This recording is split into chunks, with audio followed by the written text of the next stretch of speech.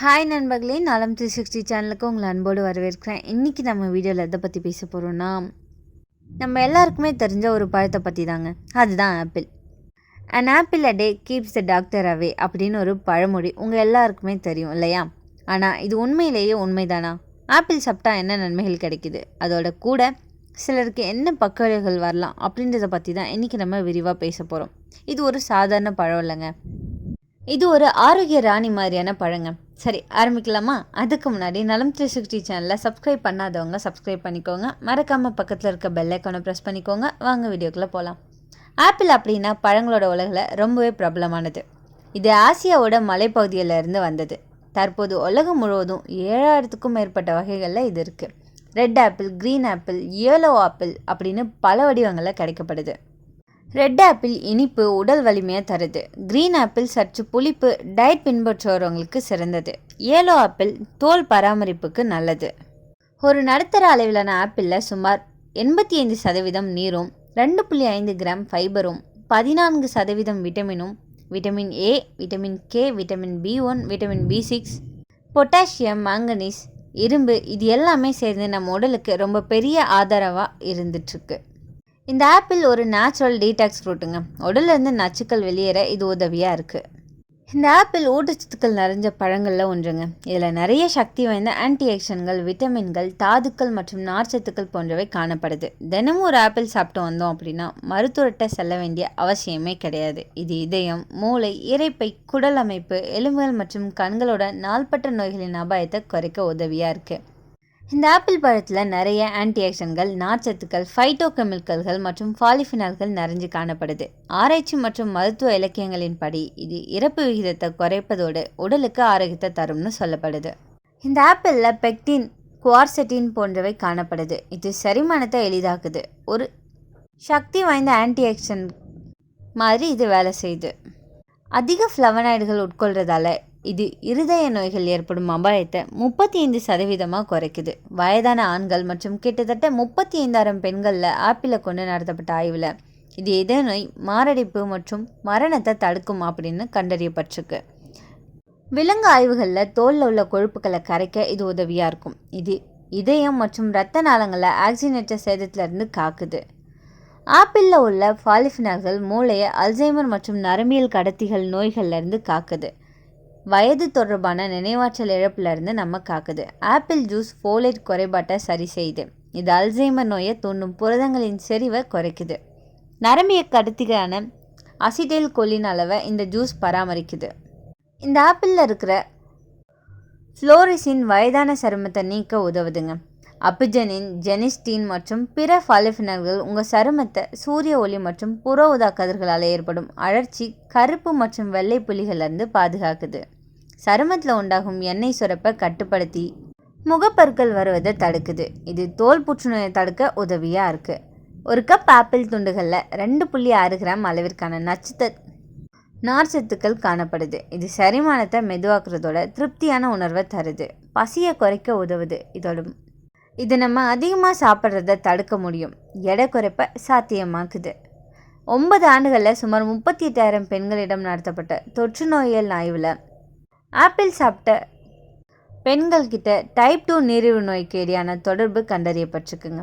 ஒரு நாளைக்கு 1-2 ஆப்பிள்களை சாப்பிட்றவங்களுக்கு டைப் 2 நீரிழிவு நோய் வருவதற்கான ஆபத்து 25% குறையப்பட்டிருக்கு. கணையத்தில் உள்ள செல்களின் சேதத்தை இது பாதுகாக்குது. ஆப்பிள் செரிமானம் மற்றும் குடல் ஆரோக்கியத்துக்கு பெரிதும் உதவுது. இதில் பாலிஃபினால்கள், கார்போஹைட்ரேட்டுகள் மற்றும் நார்ச்சத்துக்கள் காணப்படுது. ஆப்பிளில் உள்ள கரையாத நார்ச்சத்துக்கள் பெக்டின் மற்றும் ஹெமிசெலுலோஸ் குறுகிய சங்கிலி கொழுப்பு அமிலங்களாக மாற்றப்படுது. இது குடல் நுண்ணுயிர்கள் வளர்ச்சியை ஊக்குவித்து குடல் இயக்கத்தை மேம்படுத்துது.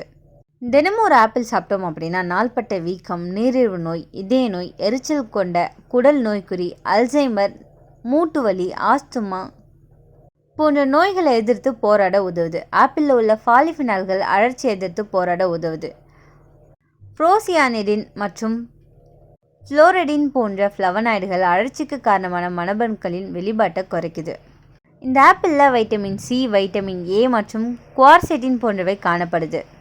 இது பிற கண் நோய் தொற்றிலிருந்து பாதுகாக்குது. லூட்டின் மற்றும் ஜியாக்சாண்டின் போன்ற கரோட்டினாய்டுகள் விழித்திரையில் நிறத்தை கண்டறிய உதவியாக இருக்கும்.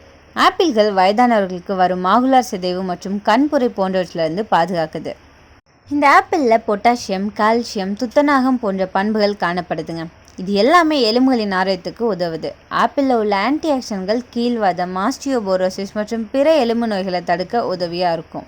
தினமும் ஒரு ஆப்பிள் சாப்பிட்டா முடி வளர்ச்சியை தூண்டுது. தென் இத்தாலிய பூர்வீகமாக கொண்ட அன்னூர்கா ஆப்பிளில் புரோசியானிடின் B2 எனப்படும் பாலிஃபினால் ஏராளமாக இருக்குது. இது மயிர்கால்களை தூண்டி கெரட்டின் உற்பத்தியை பெருக்கி முடி வளர்ச்சிக்கு உதவுது. முடி உதிர்தல் மற்றும் பொடுகு தொல்லையை போக்கவும் இது உதவியாக இருக்குது. தினமும் ஒரு ஆப்பிள் சாப்பிட்றதால புற்றுநோய் அபாயத்தை குறைக்குது. ஆப்பிளை அதிக அளவில் உட்கொள்வது நுரையீரல், பெருங்குடல் மற்றும் குடல் பாதை புற்றுநோய்களின் அபாயத்தை குறைக்கும். இந்த பழத்தில் உள்ள ஆன்டி ஆக்சிடென்ட்கள் ஆரோக்கியமான செல்கள் மற்றும் DNAவை சேதப்படுத்தும் ஃப்ரீ ரேடிக்கல்களை அழிக்குது. 24 வாரங்களுக்கு ஒரு நாளைக்கு ஒரு ஆப்பிள் வீதம் சாப்பிட்டு வந்தோம் அப்படின்னா 17% புற்றுநோய் கட்டிகளை அழிக்க முடியும். ஆப்பிளில் இருக்கிற பாலிஃபினால்கள் இதய நோய்களை தடுக்குது. நாள்தோறும் ஒரு ஆப்பிள் சாப்பிட்டோம் அப்படின்னா ஃபேட் கொலஸ்ட்ராலால் இதய நோய் அபாயம் ஏற்படாது.